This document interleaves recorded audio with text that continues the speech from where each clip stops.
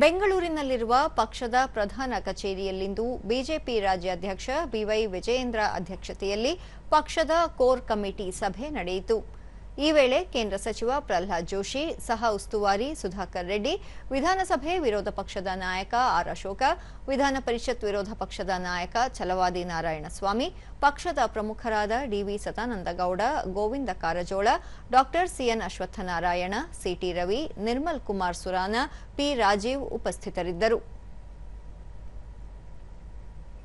ಬಳಿಕ ಬಿವೈ ವಿಜಯೇಂದ್ರ ರಾಜ್ಯದಲ್ಲಿ ನಡೆಯುತ್ತಿರುವ ಎಸ್ಐಆರ್ ಪ್ರಕ್ರಿಯೆಯಲ್ಲಿನ ಲೋಪದೋಷಗಳ ಕುರಿತು ಕೋರ್ ಕಮಿಟಿ ಸಭೆಯಲ್ಲಿ ವಿಸ್ತೃತವಾಗಿ ಚರ್ಚೆ ನಡೆಸಲಾಗಿದೆ. ಕಾಂಗ್ರೆಸ್ ಸರ್ಕಾರದ ಹಸ್ತಕ್ಷೇಪದಿಂದಾಗಿ ಎಸ್ಐಆರ್ ಪ್ರಕ್ರಿಯೆ ಸರಿಯಾಗಿ ನಡೆಯುತ್ತಿಲ್ಲ. ಈ ಸಂಬಂಧ ನಾಳೆ ಕೇಂದ್ರ ಸಚಿವ ಪ್ರಹ್ಲಾದ್ ಜೋಶಿ ನೇತೃತ್ವದಲ್ಲಿ ರಾಜ್ಯ ಚುನಾವಣಾ ಆಯೋಗದ ಆಯುಕ್ತರನ್ನು ಭೇಟಿ ಮಾಡಿ ದೂರು ಸಲ್ಲಿಸಲಾಗುವುದು. ಈ ಸಂದರ್ಭದಲ್ಲಿ ಕೇಂದ್ರ ಸಚಿವ ಎಚ್ಡಿ ಕುಮಾರಸ್ವಾಮಿ, ವಿಧಾನಸಭೆ ವಿರೋಧ ಪಕ್ಷದ ನಾಯಕ ಆರ್ ಅಶೋಕ ಸೇರಿದಂತೆ ಹಲವು ನಾಯಕರು ಉಪಸ್ಥಿತರಿರಲಿದ್ದಾರೆ ಎಂದರು.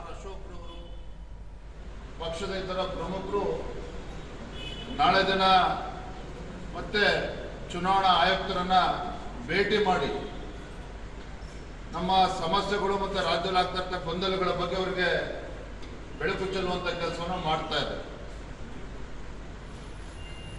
ಎರಡನೇ ಪ್ರಮುಖವಾದಂತಹ ವಿಚಾರ ಅಂತ ಹೇಳಿದ್ರೆ ಹಿರಿಯೂರು ವಿಧಾನಸಭಾ ಕ್ಷೇತ್ರದ ಉಪಚುನಾವಣೆ, ಅದರ ಬಗ್ಗೆನೂ ಕೂಡ ಚರ್ಚೆ ಆಗಿದೆ. ನಮ್ಮ ಹಿರಿಯರಾಗಿರ್ತಕ್ಕಂಥ ಗೋವಿಂದ ಕಾರಜೋಳ ಅವರು, ಆರ್ ಅಶೋಕ್, ಸಿಟಿ ರವಿ ಅವರು ಜೆಡಿಎಸ್ ಜೊತೆಗೆ ಅಂದ್ರೆ ಕುಮಾರಸ್ವಾಮಿ ಅವರ ಜೊತೆ ಚರ್ಚೆ ಮಾಡಿ ಒಟ್ಟಾಗಿ ಬಿಜೆಪಿ ಮತ್ತು ಜೆಡಿಎಸ್ ಪಕ್ಷ ಒಟ್ಟಾಗಿ ಹಿರಿಯೂರು ಕ್ಷೇತ್ರ ನಾವು ಗೆಲ್ಲಬೇಕು.